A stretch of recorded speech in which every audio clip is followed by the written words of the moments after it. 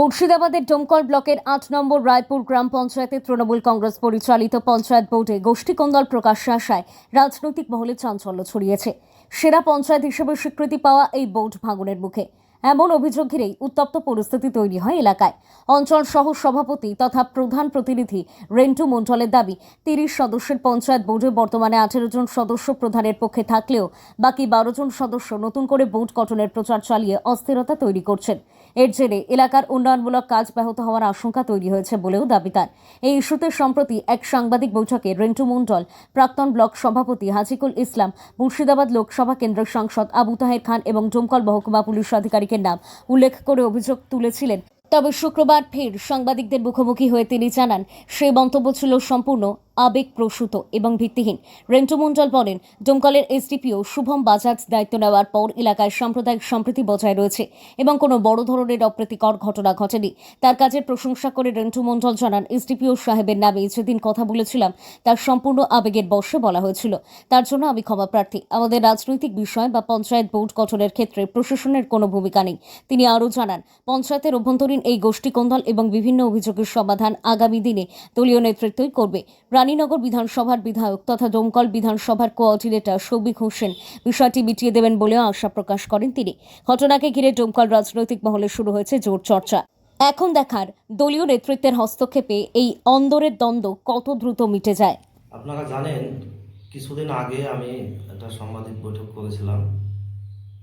ডোমকল বিধানসভা 75 নম্বর রায়পুর 8 নম্বর জিপির যে আমাদের বোর্ডের ক্ষেত্রে একটু সমস্যা হয়েছিল বা মেম্বাররা একটা অনাস্থা বলে যেটা সাংবাদিক করেছিল, সেইটা কেন্দ্র করে যে আমি একটা সাংবাদিক করেছিলাম। কিছু মেম্বার বা কিছু মানুষ আমাকে যেটা বলেছিল, সেই বিষয়টাকে সামনে রেখে আমি সেই সংবাদটা করেছিলাম।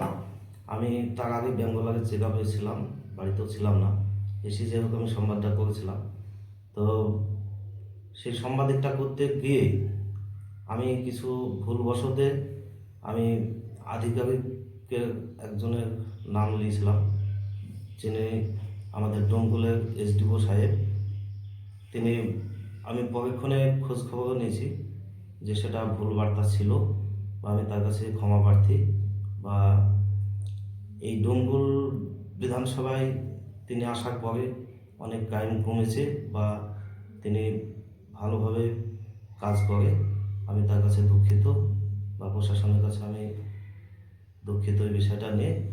আর আমার অঞ্চলের ক্ষেত্রে যেগুলা ঝামেলা টুকিটাকি আমার দলের সাথে ছিল বা আছে, সেগুলো আমার রানীনগর বিধানসভার এমএলএ সাহেব, এই ডোমকল বিধানসভার কোঅর্ডিনেটর সমীর হোসেন মহাশয়, আপনারা জানেন, যার হাত ধরে এই গোটা মুর্শিদাবাদ তৃণমূল এসেছিল, তিনি আমাকে ডেকেছিল বা আশ্বাস দিয়েছে যে টোটাল অঞ্চলের মেম্বার বা আমাদের যারা নেতৃত্ব আছে তাদেরকে ডেকে আজকালের মধ্যেই সেটা মিটিয়ে দেবে বা মিটিয়ে গেছে বললেই চলে।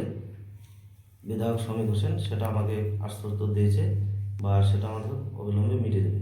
তার জন্যই আজকের এই সংবাদের। তার মানে কার্যত যেটা বোঝাতে চাইছেন যে একদিকে আপনার যে প্রধানের বোর্ড আছে, সেই বোর্ডের যে মেম্বারদের সঙ্গে সমস্যা, সেই সমস্যা মেটানো এবং ভুলবশত এসডিপিওর নাম নেওয়া, সেটা একটা অন্যায় হয়েছিল, সেটা নিয়ে আপনি পুনরায় সাংবাদিক বৈঠক করছেন। হ্যাঁ, এটাই মেন। আচ্ছা।